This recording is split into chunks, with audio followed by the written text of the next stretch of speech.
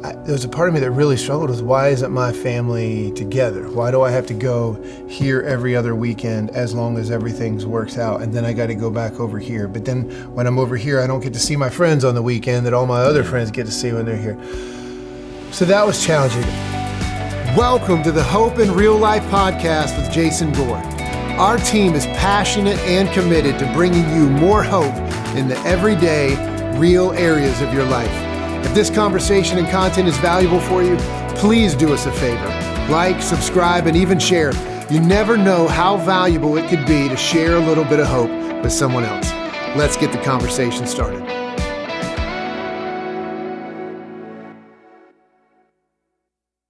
Hey, welcome to the first inaugural edition of the Hope in Real Life podcast. The first.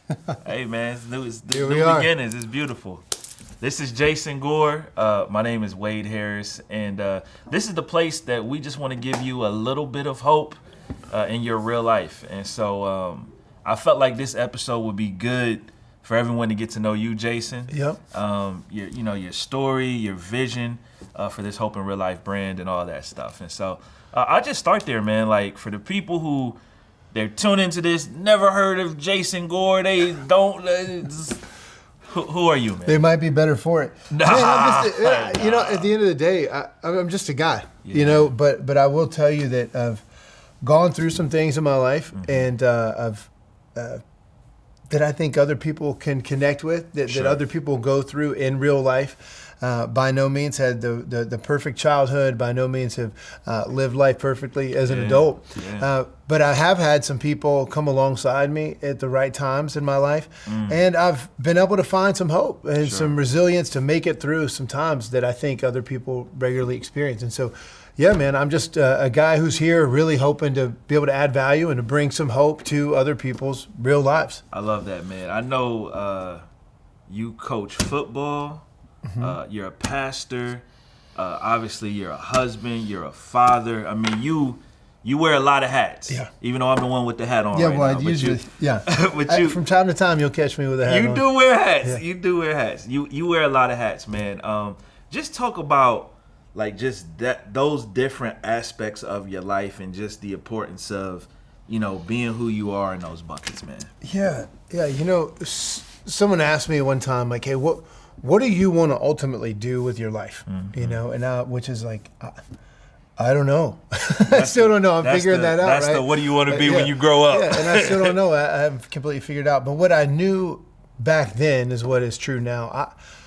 I really do want to be able to leverage whatever gifts, resources, experiences, things that I've been through, whether good or bad. Sure. I really do want to be able to use those to add value, to be able to provide leadership, to be able to provide coaching for other people in their lives. I get this sense of, man, this is what you were made for when I'm able to help a person or a group of people accomplish something that they want to accomplish. Yeah.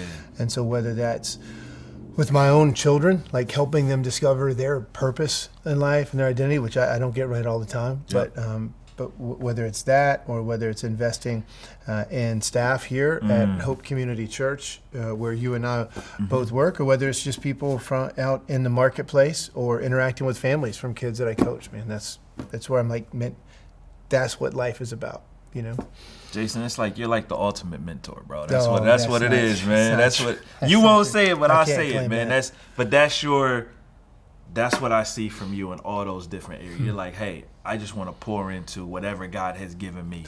Yeah, the truth is, and I'm gonna let you finish, but I think for me, it's just, I know that I wouldn't be where I am in life if it wasn't for other people stopping and being willing to do that for me. And I think the world right now desperately needs people that are willing to say, hey, I'm going to take a deep breath. It's not just about me, but it's about what I can actually give back and invest in others around us. So that's good. Let's start here. I know you've mentioned this a ton of times in different ways, the importance that coaches have had in your life. Yeah. Like you grew up playing sports, football, wrestling, that kind of thing. How did that begin to impact you even in your childhood when you first started, getting into sports and just doing things in general? Yeah, I think the biggest thing that you learn in sports is there's a goal, and you're not just going to wake up one day and accomplish that goal. Sure. Right? It's going to take consistency over time. It's going to take a team effort. It's going to take you being willing to sacrifice some of your own personal preferences for the sake of that goal that you said you wanted to accomplish.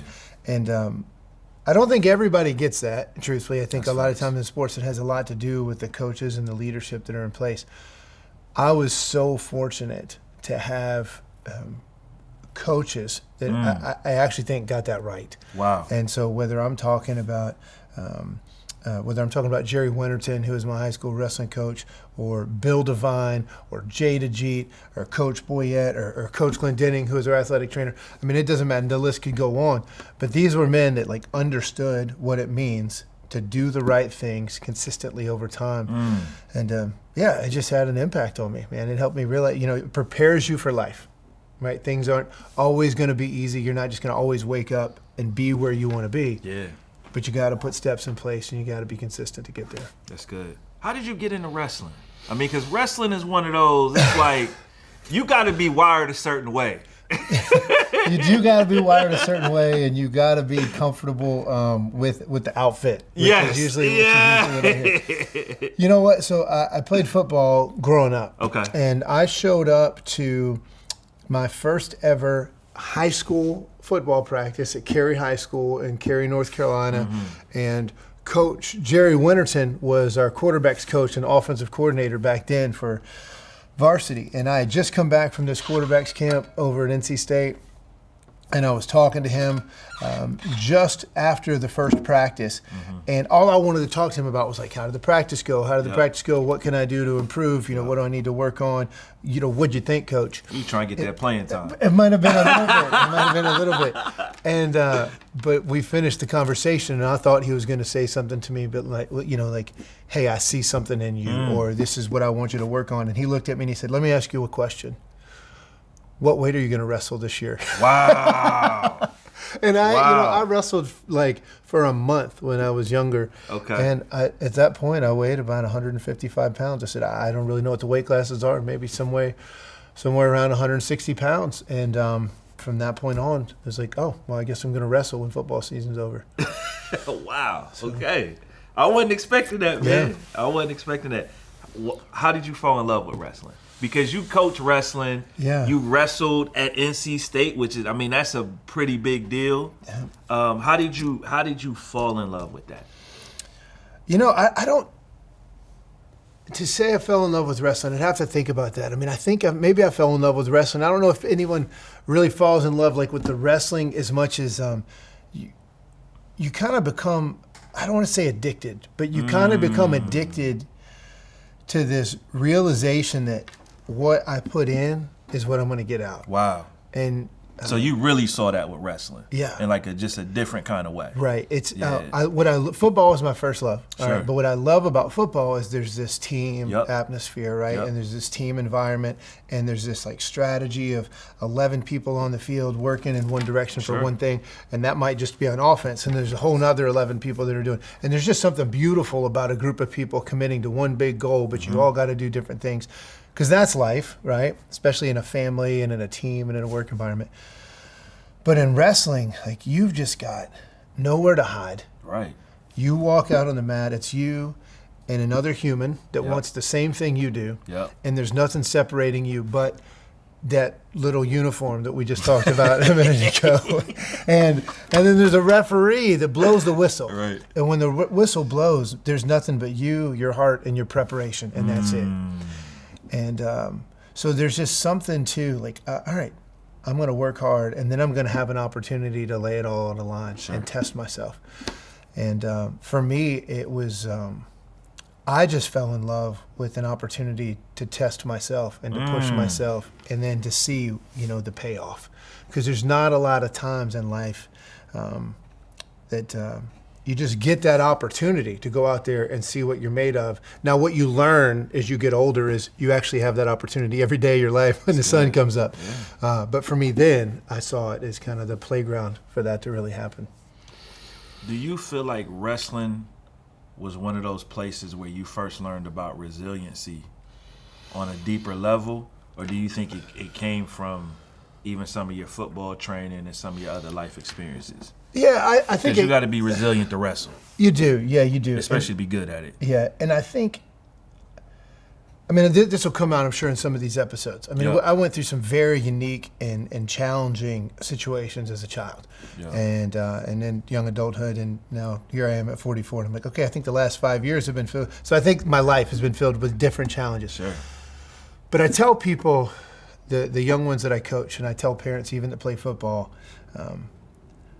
I don't think there's a better sport for young athletes than wrestling, because I really believe this. When you've wrestled, I think everything in life gets easier. And the reason is there's things that come along with the sport. Again, it's you and someone else. There's nowhere to hide. So you've either prepared or you're not. You're either going to give up or you're not. You're either going to give in or not. And at the end of the day, if you lose something that you gave it everything you had, I can sleep on that. You know, I can rest well. But you know in your mind if you put it all out there or not. And then you got to learn to sleep at night, whether or not you did or didn't. Most of us can't sleep when we didn't bring our best, and we know it. There's nowhere to hide. And so for me, and then not only that, when the higher levels you get, there's weight cutting involved, and so then you're eating less food. You're having to be disciplined with the food that you put in your bodies. And then you still got to go out and compete when you're tired, when you're injured. And so, yeah, there's just things you just learn. Okay, well, I mean, now when I go through difficult times, I literally have thoughts like, well, at least I can eat when I'm hungry. You know, I don't have to do this on an empty stomach. Perspective. Yeah. So, yeah, I think it's a great sport for developing resilience for sure. I love that, man. What are some of the things that growing up for you have kind of made you the man you are now? I mean, obviously, football, the coaching you received, wrestling.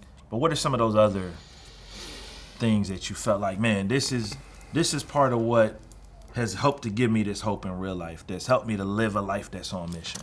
Yeah, my parents were divorced when I was 1. And statistically speaking, that doesn't make me all that different from about half of the people on planet Earth, right? I mean, it seems like most, at least half of marriages end in divorce. But, you know, from an early age, I struggled with that. Like, I loved my stepdad. He deeply invested in me. He cared for our family. He was the model of stability. And so on one hand, I would not have changed that. On the other hand, you know, there was a part of me that really struggled with, why isn't my family together? Why do I have to go here every other weekend as long as everything works out? And then I got to go back over here. But then when I'm over here, I don't get to see my friends on the weekend that all my other friends get to see when they're here. So that was challenging. As I grew up, there were, through some of my dad's side of the family, there was some infidelity from from our pastor, ended up having an affair with my dad's wife. That's a tough pill to swallow when you're growing up, when you're in middle school. Can I stop you right there? Yeah. How did you not become bitter towards the church in that? Because for a lot of people, the church hurt is, and I think we may end up having a church hurt episode. We've tossed this idea around, but for a lot of people, when something traumatic like that happens from a spiritual leader, I'm out. Yeah. See, I don't even want to have anything to do with this. So first of all, who said I didn't go through a period? Okay. But, you know, by God's grace, I told you my parents were divorced, but whether I was with my mom and stepdad, we kind of grew up going to this tiny Baptist church over in Morrisville, a little country church. Or when I was with my dad, we were at this church where, you know, this event happened.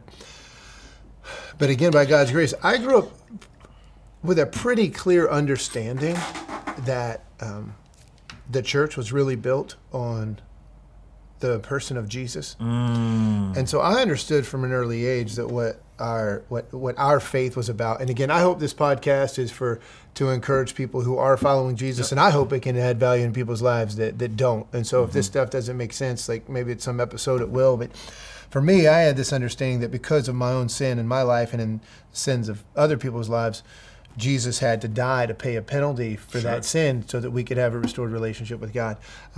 If Baptist churches do anything right, they preach that well.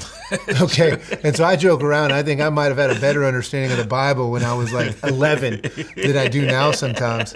But so I understood that Yeah. it was about Jesus. It was never about a man. That's it was good. never about a different spiritual leader. And that's something that's been valuable to me even in recent seasons Sure. of my life. And so, because at the end of the day, humans make mistakes. Yeah. We're not perfect. That's literally why Jesus had to die.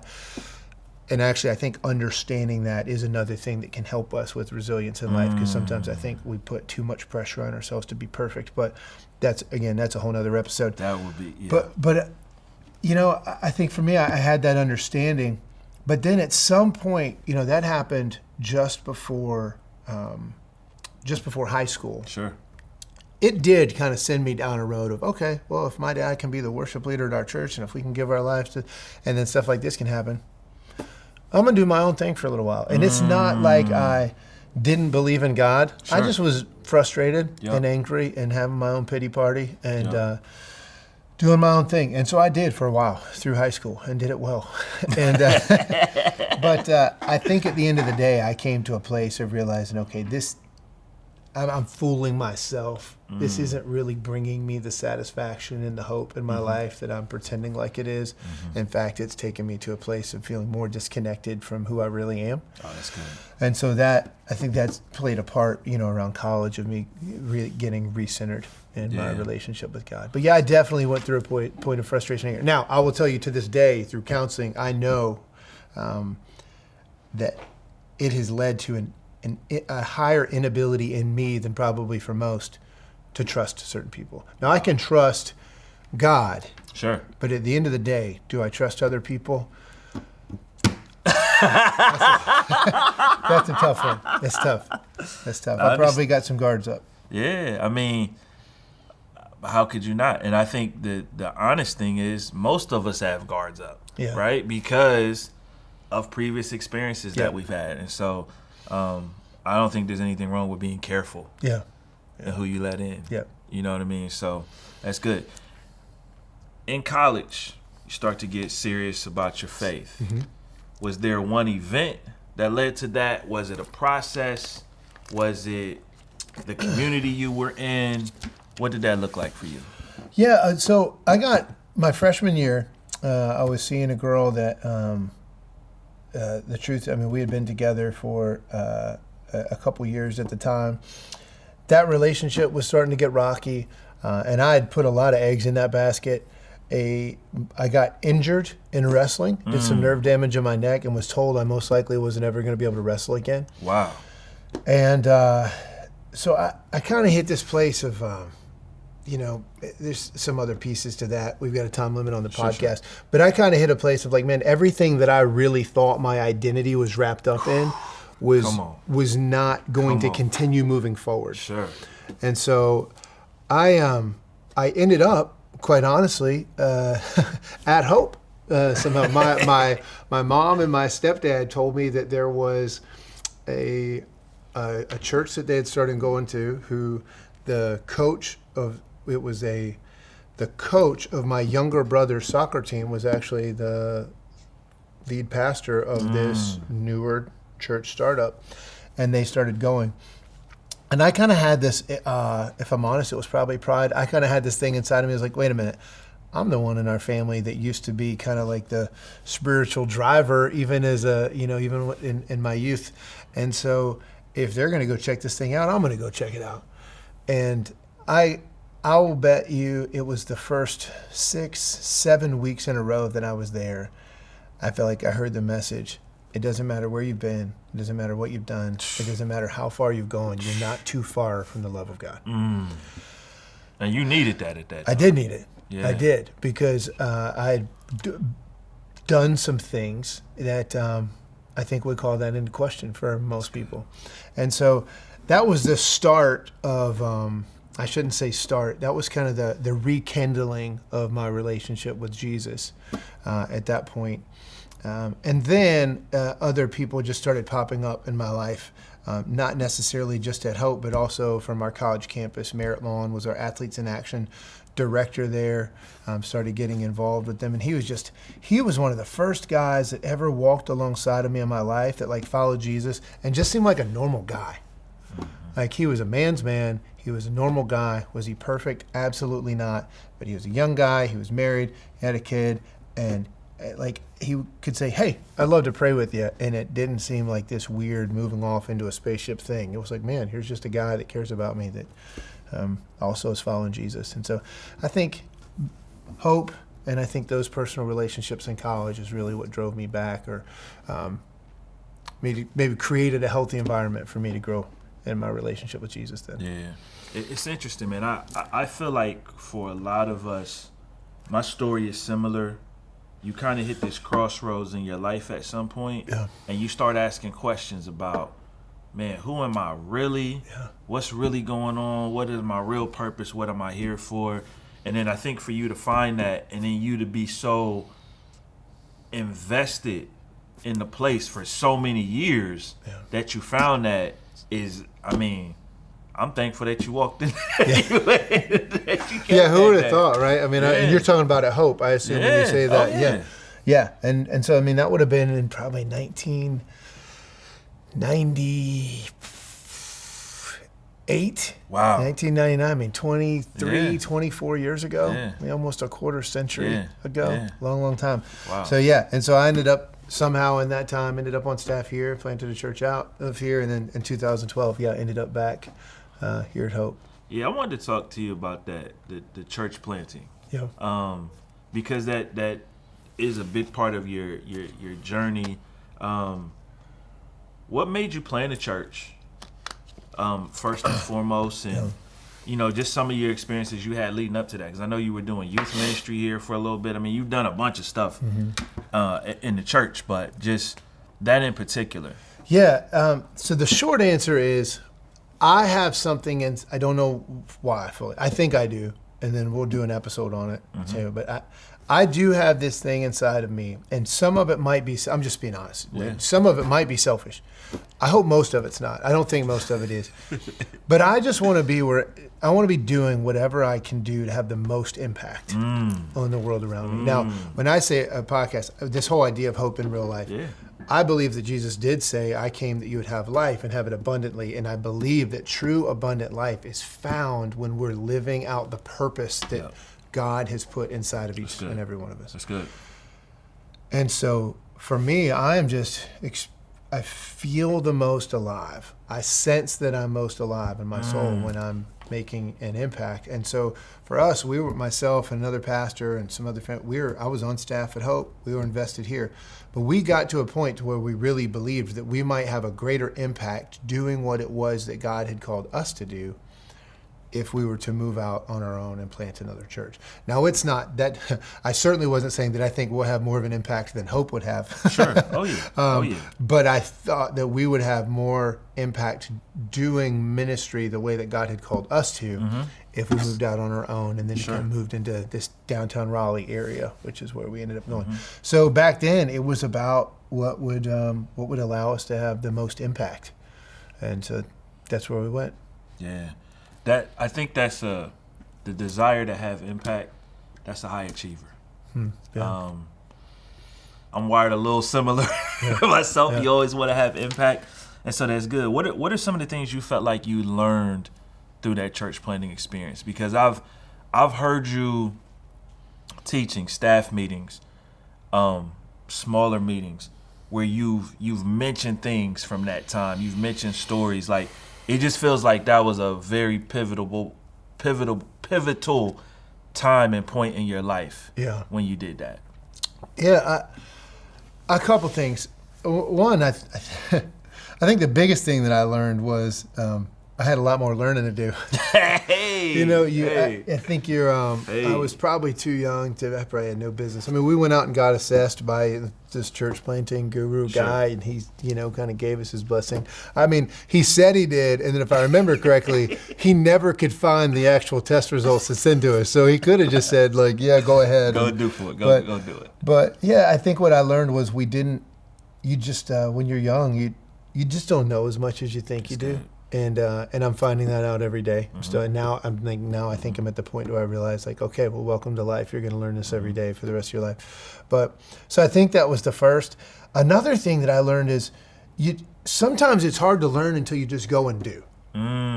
And you can sit back and you need experience. You need the experience. Yeah, and you can take pot shots. You can think you know better. You can have all the answers. You can philosophize. Sure.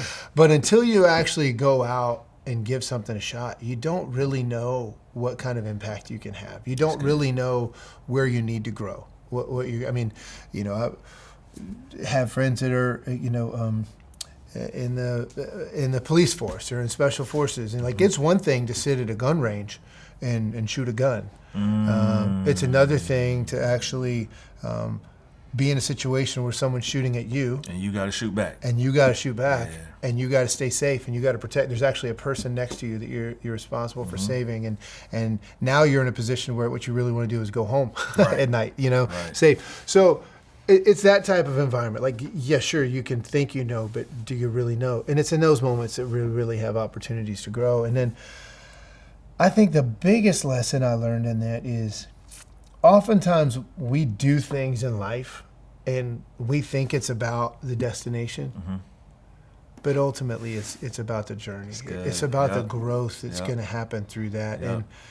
And I really, I think that's, whether you're a follower of God or not, I think it's a biblical principle that God is working through the trials to help develop you into what it is that he wants you to be. And it's not just what he wants you to be, but what you were created to be. But I just think, like, even if you take that out, there is a principle that, like, when you are refined through the fire, if you can make it through, you're going to come out better on the other side. You're going to come out stronger on the other side. And so sometimes you got to remember, man, it's just about that journey along the way. I love it. Let's talk about this Hope in Real Life brand. Do we have a brand? It's early. That's good. It is. We need some hats or something. We do need some hats and some shirts and some. I love a good hoodie. So yeah, there you go. I'm all in on the Hope in Real Life hoodie. But just talk about the vision that God has given you for just this whole Hope in Real Life movement is probably a better way. I love that. I think that's great because it is that. That's my hope, is that it would be. Man, you turn on the news, right? What are you going to see, right? You're going to see depression, mental illness, shootings, violence. Man, I just don't believe that is the experience. I personally believe that God created men and women to experience an abundant life. And man, my desire is to help be a conduit for that, to help people find hope in the midst of what could seem to be a hopeless life. And so that's what this is all about, man, is like, let's find ways to take practical steps in the different areas of our life towards finding hope. And so we're going to be looking at different things, whatever that means. There's going to be conversations of you and I that I think will move us in that direction. There's going to be conversations where you and I are actually bringing someone else in, a subject matter expert on a topic, and having some conversation. But at the end of the day, how do we bring practical and tangible steps for people that they can take where they can find hope in real life? I love it. Here's the thing. I think for many people, you run into obstacles, you run into challenges that you face, whether it's raising your kids, whether it's being married, whether it's being single, because that can be a challenge for some people, depending on your circumstances. Finances is a big thing. And I think being able to provide space, that's why I love this vision. Like, when you first started talking about this thing, I said, oh, man, like, the church, we do a good job of talking about Jesus, and we should. But there's all these practical things that we have going on in life, and how do we tie them all together? Make no mistake. I again, whether you agree with me on this or not, I think there's space for you here in this podcast. Absolutely. I think you're going to have a really difficult time to find ultimate hope in real life without the gospel, without the good Absolutely. news of Jesus. Absolutely. Having said that, I believe if you really read the New Testament for what it is, the majority of Jesus' teaching is incredibly practical. I think God deeply cares about the practical areas of our life. And so, yeah, the whole vision for this is like, I think this podcast is kind of like a front door, right? It Like is. this is, hopefully this can be shared and enjoyed and consumed by people and it can add value to their life. But the goal is for us to be able to take this, and then if folks are interested, be able to point back to the Hope in Real Life app, and then be able to get to different growth tracks if they're looking to grow in these different areas. And so you mentioned areas like parenting, marriage, finances, you name it, how to handle yourself in the marketplace. Yes, that's a big one. What does a life of potential single life look like if that's where you find yourself? And so that's the overall vision, man. How do we add value both here through the podcast, and then, by the way, if you want to go a little bit deeper in these areas, we've got some resources for you. I love it.